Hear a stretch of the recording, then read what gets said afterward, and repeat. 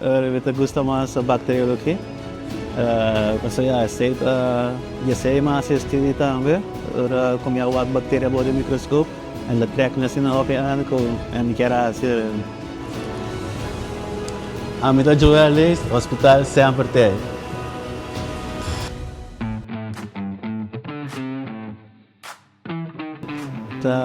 Ja, me gusta de challenge que eu trabalho 3 dus afdeling microbiologia.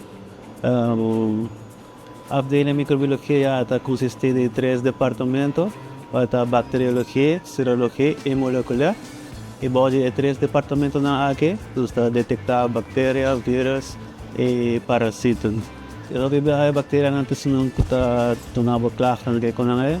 Anto pasaka for qual bactéria está para donar doctor para recetar e paciente, receita me gusta, sabe? Gosta sabe. Se me detectar a bactéria e por passar para o doctor e procurar o paciente, me dá sentido bom. Ora também também. Teamwork na trabalho, nós ajuda outro. Meu time e a mim sempre nós está por de trabalhar optimal.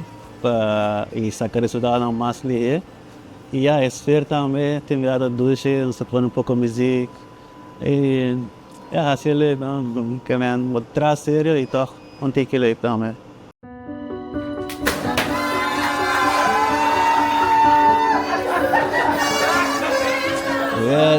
é surpresa não passa nada expert mesmo e dia aí na visão nós temos uma apresentação nos artes microbiológicos bem Holanda so minha cana vai mas chega por todo será mas visto isso me dá lá so já mas não tem que mais vai haver por pouco a pouco e dá por lá a mim por aqui é isso Joel, você persona hobby alegre, você persona que toda gente está contente com você tem afdeling, você ajuda sempre com o por, em tempo de corona, nós saco a dura com uiterste best.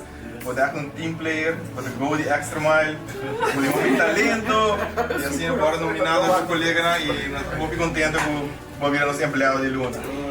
Vai bem, vai bem. Joel é um super bom treinador, é hobby entusiasta passinha e sempre está para nós tour. Nós te chama Joel, nos bestie. então eu agradeço a minha colega, opiniões.